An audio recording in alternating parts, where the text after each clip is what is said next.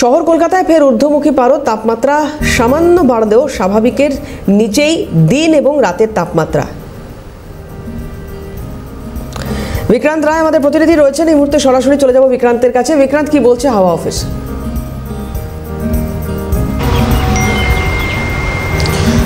দেখো, এই মুহূর্তে দাঁড়িয়ে যেটা জানা যাচ্ছে আবহাওয়া সূত্রে, যে এই মুহূর্তে দাঁড়িয়ে কোনো বৃষ্টিপাতের আশঙ্কা নেই। তবে বঙ্গোপসাগরে যে নতুন যে নিম্নচাপ সৃষ্টি হয়েছে তেতোয়া, সেটি কিন্তু শ্রীলঙ্কা থেকে পন্ডিচেরি উপকূলের দিকে যাবে এবং তার জেরে কোনো প্রভাব না পড়লে হাওয়ার পরিবর্তন হচ্ছে এবং যার কারণেই কিন্তু দক্ষিণবঙ্গ সহ উত্তরবঙ্গে কিছুটা তাপমাত্রা বাড়বে এবং কলকাতাতেও কিন্তু তাপমাত্রা কিন্তু বাড়ার আশঙ্কা রয়েছে। তবে সকালের দিকে কিন্তু কুয়াশা বা দোআঁশা কিন্তু রয়েছে এবং আস্তে আস্তে কিন্তু তাপমাত্রা বাড়বে এবং আগামী সোমবার অবধি এই তাপমাত্রা বাড়বে এবং তারপরে কিন্তু এই পারদ কিন্তু ফের পড়ার কিন্তু একটা সম্ভাবনা দেখা যাচ্ছে।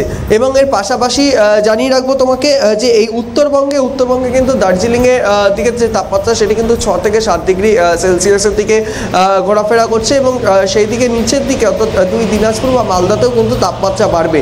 এবং এর পাশাপাশি কলকাতাতে আজকের যে তাপমাত্রা সেটি কিন্তু সর্বোচ্চ তাপমাত্রা 28 ডিগ্রি সেলসিয়াস এবং সর্বনিম্ন তাপমাত্রা 18 থেকে 19 ডিগ্রি সেলসিয়াসের ঘরে থাকবে। অনেক ধন্যবাদ তোমাকে। কথা বলছিলাম, বিক্রান্ত রায় ছিলেন সরাসরি।